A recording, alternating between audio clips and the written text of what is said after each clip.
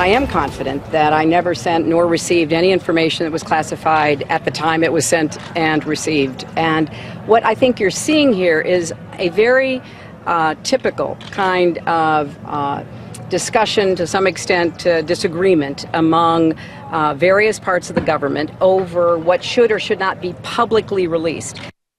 Hillary Clinton's email controversy will likely stay with her through the entire 2016 presidential campaign. According to Inspector General Charles McCullough in a letter to Congress, at least 4 emails on then Secretary of State Hillary Clinton's private email account contained classified information. According to McCullough, the classified information was located in a sampling of just 40 of about 30,000 emails sent or received by Clinton. For more on the legal issues the Clinton campaign may be facing, we turn to the professor of law at Harvard Law School and author of Terror Tunnels, the Case for Israel's Just War Against Hamas, Alan Dershowitz. Thank you, Professor Dershowitz, for staying with us.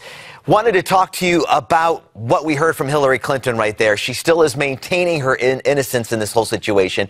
What are your thoughts about her spin right now on the whole issue? She's 100% right. The Constitution, not even the Bill of Rights, but the Constitution's body itself prohibits ex post facto laws. And so she must be judged on what the rules were at the time she took her actions. At the time she took her actions, there was nothing wrong with having a private cell phone. Would I have advised her to do it? No, of course not. There was no classification. The classification came later. You can't apply retroactive classification or retroactive rules to conduct that occurred when there were no rules prohibiting it. So from a legal point of view, she's 100% right. Was it smart to use her own personal cell phone? I don't know the answer to that. I surely would have advised her to think hard about that. But from a legal point of view, there's no vulnerability at all. From a political standpoint, do you feel, though, that she's made some major missteps? And I believe that she'll be testifying in front of Congress over the course of the next couple of months. What can she do to make sure that politically that she stays out in front of this? Well, first of all, she has to indicate that she complied with the law at the time that she took her actions. That has to be step number one. So she has to produce what the rules were, what the practice was in the State Department.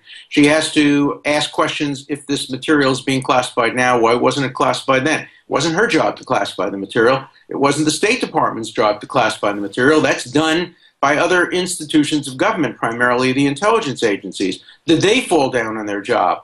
But the idea of saying to somebody that you should have known this would have been classified years later, and we're going to hold you accountable for that, violates the spirit, if not the letter, of the ex post facto provision of the Constitution.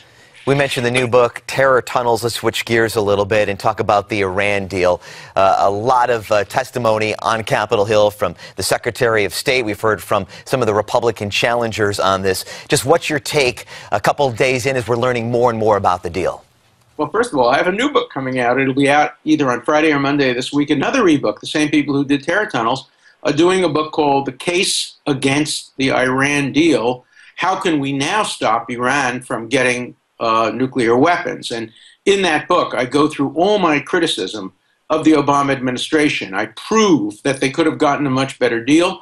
And then I come up with a very interesting proposal about how Congress can break the log jam and create a positive out of what is a bad deal. And I think that we're going to have very interesting debates. We're going to find out a lot more about the deal. Is it supposed to last 8 years, 10 years, 15 years? Is it 25 years? Is it forever? The president has spoken out of both sides of his mouth on this issue. He said to Tom Friedman and others, if we can get it for 10 years, it's a good deal. He's told others that this is a deal that will prevent Iran from developing nuclear weapons. So before we decide how it should be voted on, we have to know what the deal is. There can't be any side deals, private deals.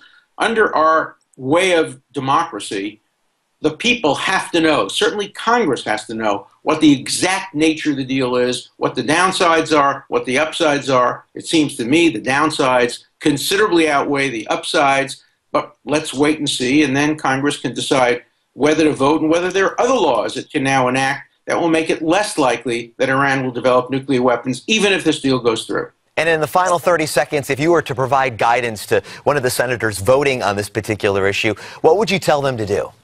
I would tell them to think very hard, to read very carefully, and then not to vote for the deal the way it's now written, but to consider third ways, to consider alternatives. Then I would tell them to read my book, The Case Against the Iran Deal, and that will give them guidance as to what kind of new legislation might prevent Iran from developing nuclear weapons, even with this deal. All right, it's the advantage of technology. Download that ebook, be able to get that information, whether you're a U.S. Senator or you're a viewer here at Newsmax TV. We hope you take advantage of that. And we're going to take advantage of Alan Dershowitz's kindness. He's going to join us for another segment, because right after the break, we're going to be talking about a difficult conversation in light of what happened in Louisiana at a movie theater there with 2 people being killed. We're going to talk about gun control in America. What can we do about the 11,000 people every year who die as a result of gun deaths in the United States? It's right after the break. You're watching The Hardline with Ed Berliner, Rick Blackwell filling in.